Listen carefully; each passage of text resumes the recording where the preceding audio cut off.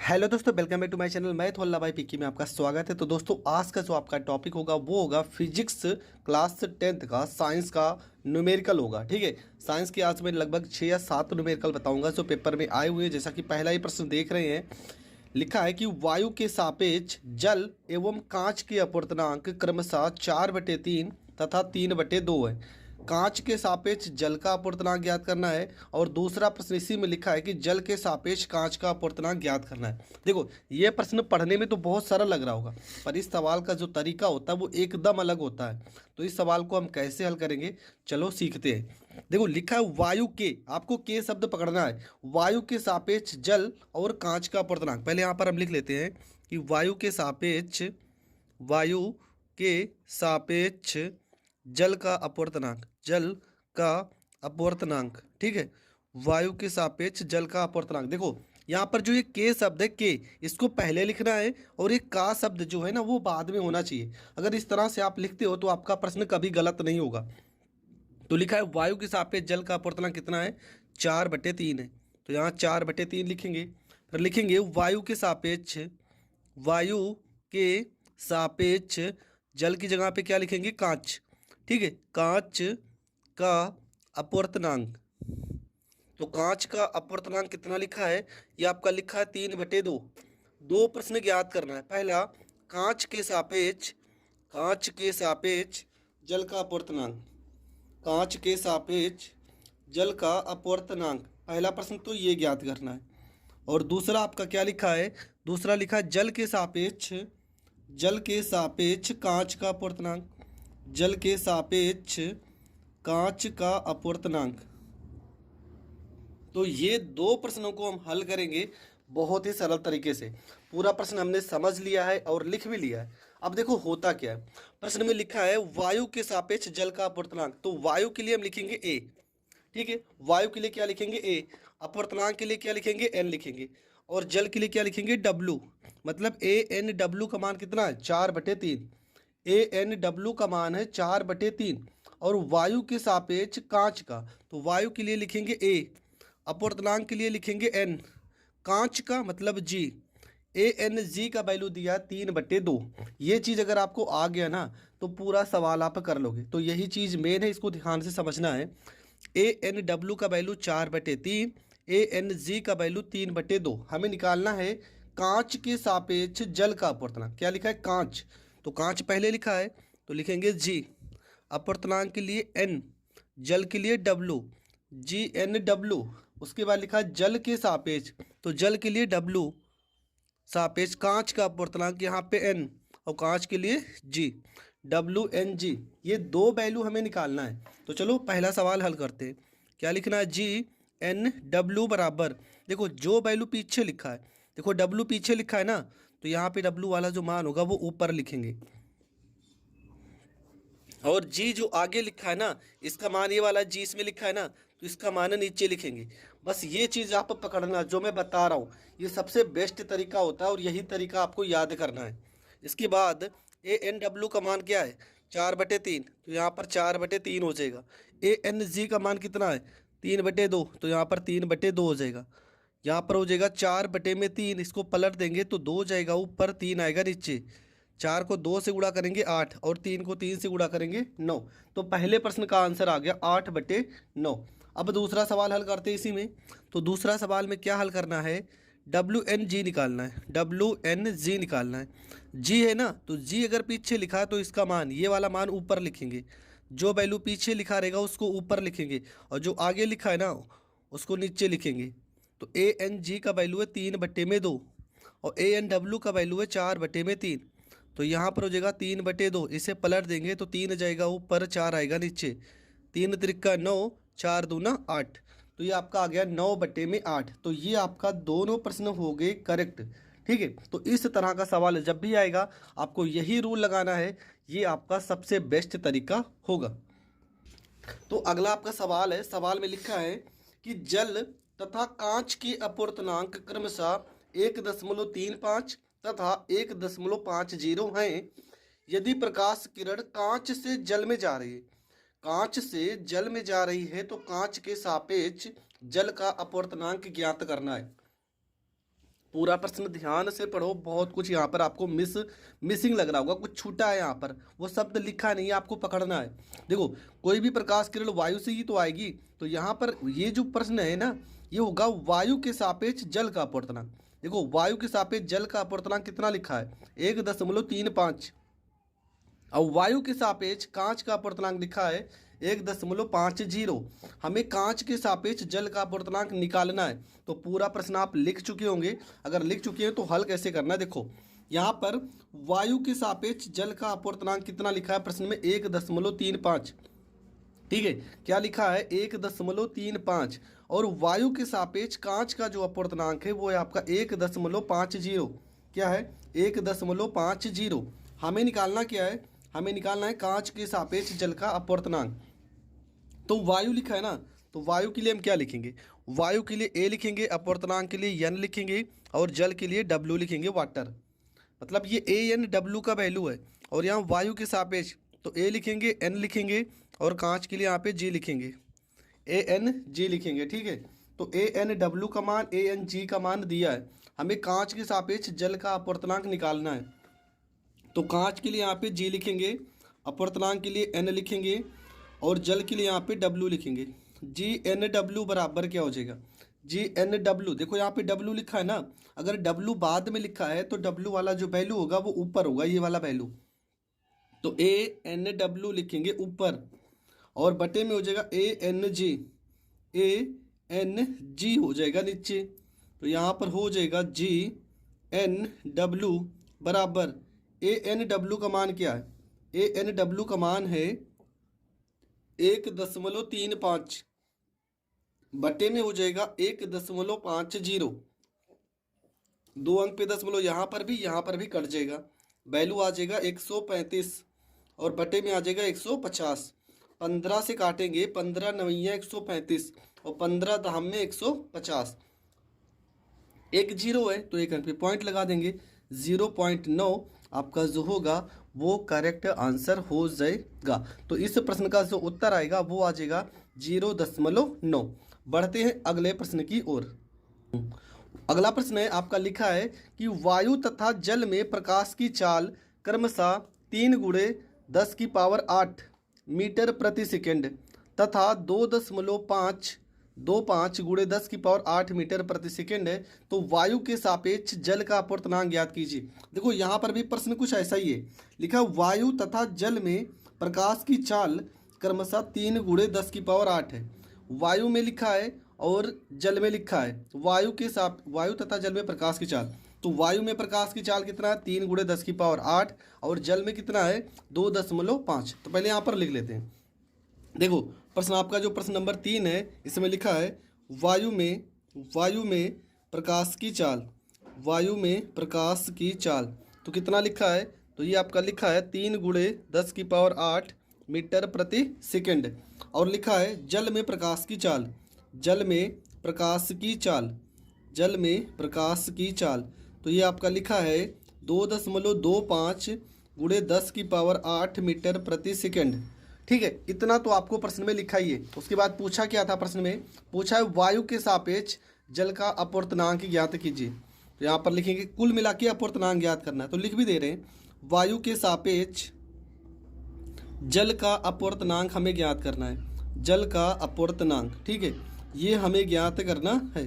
तो फार्मूला क्या हो जाएगा, वायु के सापेक्ष जल का अपवर्तनांक का फार्मूला होगा वायु में प्रकाश की चाल, वायु में प्रकाश की चाल, और बटे में हो जाएगा माध्यम में प्रकाश की चाल। ये फार्मूला होता है, अपवर्तनांक का फार्मूला होता है वायु में प्रकाश की चाल बटे में माध्यम में प्रकाश की चाल, ये फार्मूला होता है। और यहाँ पर वायु के लिए क्या लिखेंगे, ए, वायु के सापेक्ष एन, और जल के लिए डब्ल्यू। तो वायु में प्रकाश की चाल है 3 × 10⁸, और माध्यम में प्रकाश की चाल है 2.25 × 10⁸। 10⁸ से 10⁸ कट जाएगा, आपका ए एन डब्ल्यू बराबर आ जाएगा, तो 3/2.25। यहाँ दशमलव देखो 2 अंक पे है ना, 2 अंक पे दशमलव हटाएंगे तो ऊपर हो जाएगा 300, और नीचे हो जाएगा 225 हो जाएगा। 15 से काटेंगे तो 15 दूना 30 हो जाएगा, मतलब 20 आएगा, और 15 15 हम 225 हो जाएगा। 5 से काटेंगे, 5 चौको 20 और 5 तियाँ 15, मतलब ANW का जो वैल्यू आ रहा है वो आ रहा है 4/3। अगर 3 को 4 में भाग करते हैं तो 3 एकम 3, 3 त्रिका 9, 3 त्रिका 9, बस 1.33 के समथिंग में आएगा। तो ये आपका जो उत्तर हो जाएगा वो 1.33 आपका करेक्ट आंसर हो जाएगा। तो ये प्रश्न भी आपका हो गया कंप्लीट। बढ़ते हैं अगले प्रश्न की ओर। तो आपका जो अगला प्रश्न है, प्रश्न नंबर 21 में क्या लिखा है कि एक 5 सेंटीमीटर लंबाई की वस्तु 40 सेंटीमीटर फोकस दूरी वाले उत्तल लेंस के सामने मुख्य अक्ष पर 20 सेंटीमीटर की दूरी पर रखी है। लेंस द्वारा बने प्रतिबिंब की स्थिति, प्राकृति एवं आकार ज्ञात कीजिए, किरण आरेख भी खींची। तो ये पूरा प्रश्न है, ठीक है। प्रश्न में क्या लिखा है कि 5 सेंटीमीटर लंबाई की वस्तु, मतलब वस्तु की लंबाई लिखा है। वस्तु की लंबाई को हम ओ मान लेते हैं, कितना लिखा है 5 सेंटीमीटर लिखा है। आगे पढ़ेंगे 40 सेंटीमीटर फोकस दूरी, फोकस दूरी आपका लिखा है, फोकस दूरी आपका लिखा है 40 सेंटीमीटर लिखा है। उत्तल लेंस, उत्तल लेंस का है तो प्लस में लिखेंगे। सामने मुख्य अक्ष पर 20 सेंटीमीटर की दूरी, तो वस्तु की दूरी लिखा है, वस्तु की दूरी, वस्तु की दूरी आपकी कितनी है 20 सेंटीमीटर, और ये माइनस में लिखेंगे, ठीक है।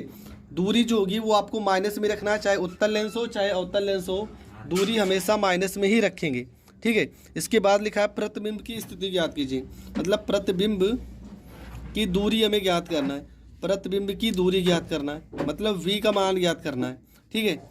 और क्या निकालना है, और हमें प्राकृति एवं आकार, मतलब वस्तु की लंबाई है, प्रतिबिंब की लंबाई भी हमें ज्ञात करना है, प्रतिबिंब की लंबाई भी हमें ज्ञात करना है। इसको हम ओ डैश मान के चलते हैं, ठीक है। इतनी सारी चीज़ें हमें प्रश्न में पता है। प्रश्न फिर से समझेंगे। लिखा है एक 5 सेंटीमीटर लंबाई की वस्तु 40 सेंटीमीटर फोकस दूरी वाले उत्तल लेंस के सामने मुख्य अक्ष पर 20 सेंटीमीटर की दूरी पर रखी है। लेंस द्वारा बने प्रतिबिंब की स्थिति, प्राकृति एवं आकार ज्ञात कीजिए तथा किरण आरेख भी बनाइए। तो पूरी चीज़ें हमने लिख ली है, अब हम इसको सॉल्व करते हैं। तो पूरी चीज़ें अब लिख चुकी हैं। अब सबसे पहले सवाल किसका है, सवाल है लेंस का, और लेंस का जो फार्मूला होता है वो होता है 1/f, 1/f बराबर 1/v माइनस 1/u, ये फार्मूला होता है। तो f की जगह पे कितना रखेंगे 1/40, तो यहाँ पर 1/40 हो जाएगा। v की जगह पे 1/v रखेंगे। देखो u का वैल्यू जो है वो माइनस में होता है, और यहाँ पहले से माइनस है 20 सेंटीमीटर, तो ये माइनस माइनस से क्या हो जाएगा प्लस 1/20, ये आपका v है। u का वैल्यू पहले ही माइनस था, यहाँ फार्मूले में भी माइनस है तो प्लस हो जाएगा। ये हो जाएगा 1/40 प्लस 1/20 को इस साइड भेजेंगे तो माइनस 1/20 बराबर हो जाएगा 1/v। 20 को 1 में गुणा करेंगे 20 हो जाएगा, 40 को 1 में गुणा करेंगे 40 हो जाएगा, 40 को 20 में गुणा करेंगे 40 गुणे 20 हो जाएगा, बराबर हो जाएगा 1/v हो जाएगा।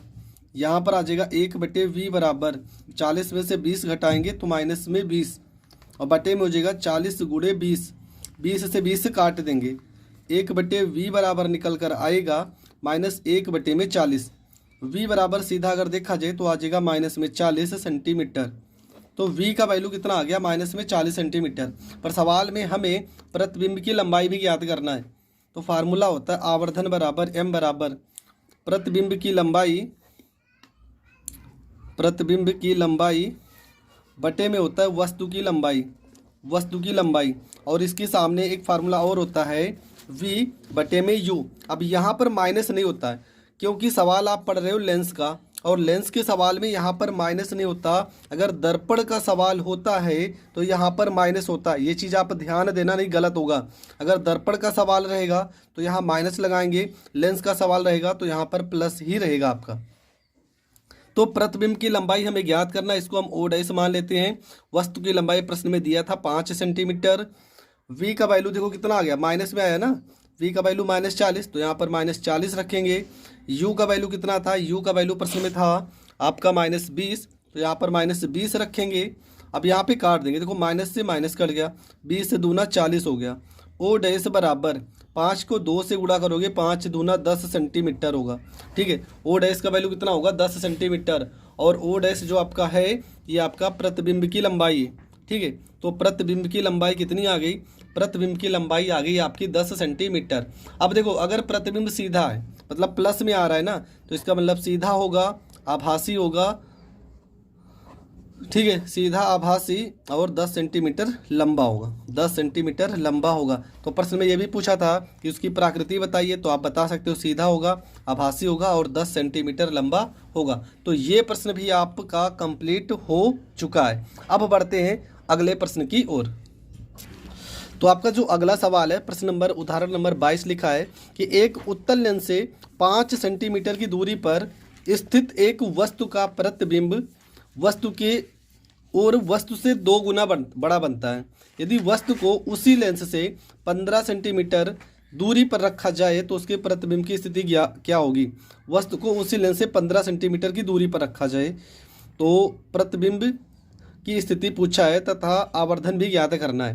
देखो फार्मूले में सबसे पहले हम क्या क्या लिखा है, एक उत्तल लेंस से 5 सेंटीमीटर की दूरी पर स्थित एक वस्तु का प्रतिबिंब वस्तु की ओर वस्तु से 2 गुना बड़ा बनता है। यदि वस्तु को उसी लेंस से 15 सेंटीमीटर दूरी पर रखा जाए तो उसके प्रतिबिंब की स्थिति क्या होगी? ये आपका प्रश्न में लिखा है। तो प्रश्न अगर आप लिख चुके हैं तो देखो सबसे पहली चीज़ यहाँ पर जो 2 गुना बड़ा बन रहा है ना, ये आपका आवर्धन होता है। आवर्धन का फार्मूला क्या होता है? ओ डैश बटे में ओ, मतलब प्रतिबिंब की लंबाई बटे में वस्तु की लंबाई। अगर प्रश्न में 2 गुना 3 गुना 4 गुना कुछ भी ऐसा बोले तो आप सीधा लिख सकते हो यम बराबर 1/2। और 1/2 किसके बराबर? ये ओ डैश बटे में ओ के बराबर है। तो ओ डैश बटे ओ का मान कितना आ गया? 1/2 आ गया। ठीक है, पूरा प्रश्न आप समझ चुके हैं। अब चलो इसको सॉल्व करते हैं। तो प्रश्न में 1/2 नहीं 2 गुना कहा गया है ना, तो यहाँ पर 2 गुना अगर प्रश्न में कहा गया है तो यम का वैल्यू हो जाएगा v बटे में u बराबर 2। मतलब कि v बराबर सीधा सीधा हो जाएगा, u को अगर इधर गुणा करेंगे तो 2u आ जाएगा। ये आप ध्यान रखना, जो प्रतिबिंब 2 गुना 3 गुना 4 गुना कुछ भी बोलेगा वो हमेशा आपको यम की जगह पे रखना है। तो यम की जगह पे क्या रखेंगे? 2 गुना बोला था तो यहाँ पे v बराबर अगर रोक लेंगे, u को इस साइड भेजेंगे तो 2u हो जाएगा। और u का मान प्रश्न में पहली लाइन में लिखा है -5 सेंटीमीटर। ठीक है, -5 सेंटीमीटर रखेंगे क्योंकि सवाल उत्तल लेंस का है। उत्तल लेंस का है तो u का वैल्यू माइनस में होगा। तो v बराबर कितना आ जाएगा? 2 गुणे u की जगह पे -5 रखेंगे, b बराबर हो जाएगा 2 पंचे 10 सेंटीमीटर। तो v का वैल्यू कितना आ गया? 10 सेंटीमीटर आ गया। u का वैल्यू -5, v का वैल्यू -10। तो यहाँ पर 1/f का वैल्यू निकालते हैं। यहाँ लेंस का सवाल है तो माइनस लगाएंगे, यहाँ पर u हो जाएगा। 1/f बराबर v का वैल्यू कितना आ गया? -1/10। ये माइनस में और u का वैल्यू माइनस में तो +1/5 हो जाएगा। 1/f बराबर 5 को 1 में गुणा करेंगे -5 प्लस 10 को 1 में गुणा करेंगे 10, 10 को 5 में गुणा करेंगे 50। 1/f बराबर 10 में से 5 गया 5 बटे में 50, 5 से 50 को काटेंगे 10, 1/f बराबर 1/10 हो जाएगा। मतलब f बराबर कितना आ जाएगा? 10 सेंटीमीटर आ जाएगा। ठीक है, f का वैल्यू कितना आ गया? तो f का वैल्यू आ गया 10 सेंटीमीटर। अब देखेंगे सवाल में फिर से प्रश्न में चेंज हुआ है। प्रश्न में फिर से हम लगाएंगे 1/f बराबर 1/v माइनस 1/u। हमें v का वैल्यू ज्ञात करना है। f का वैल्यू कितना आ गया? 1/10 और यहाँ पर 1/v। और प्रश्न में u का वैल्यू फिर से दिया था 15 दिया था प्रश्न में, तो माइनस से 1 प्लस हो जाएगा 1/15। 1/10 माइनस 1/15 बराबर 1/v। गुणा करेंगे 15 एकम 15 माइनस 10 एकम 10 और ये हो जाएगा 15 गुणे में 10 बराबर 1/v हो जाएगा। 15 में से 10 घटाएंगे 5 बटे में हो जाएगा 15 गुणे 10 बराबर 1/v। 5 से 15 को काटेंगे 3 बार में कट जाएगा तो v का वैल्यू आपका आ जाएगा 1/v बराबर 1/30 आ जाएगा। तो v का वैल्यू सीधा सीधा आ जाएगा 30 सेंटीमीटर। v का वैल्यू कितना आ गया? 30 सेंटीमीटर। अब सवाल में हमें आवर्धन पूछा है। आवर्धन मतलब प्रतिबिंब की स्थिति, तो प्रतिबिंब की स्थिति तो 30 सेंटीमीटर। पहला आंसर तो ये हो गया। आवर्धन का फार्मूला m बराबर में v बटे में u होता है। m बराबर v का वैल्यू कितना आ गया? v का वैल्यू आ गया 30 और u का वैल्यू कितना था प्रश्न में? 15, ठीक है। u का वैल्यू था 15, तो यहाँ पर लिखेंगे माइनस में 15, 15 दूना 30, माइनस में 2, यम का वैल्यू कितना आ गया माइनस में 2, और माइनस में अगर आ रहा है ना, इसका मतलब जो प्रतिबिंब बनेगा वो उल्टा बनेगा, ठीक है। प्रतिबिंब कहाँ बनेगा, उल्टा बनेगा। तो ये आपका हो जाएगा करेक्ट आंसर। तो आपका मैंने लगभग 6-7 प्रश्न बताए हैं। ये सारे के सारे प्रश्न इसलिए मैंने उठाए क्योंकि सारे प्रश्न रिपीट हुए हैं और पेपर में आए हुए प्रश्न हैं। तो मिलेंगे नेक्स्ट वीडियो में नए टॉपिक के साथ, तब तक के लिए जय हिंद जय भारत।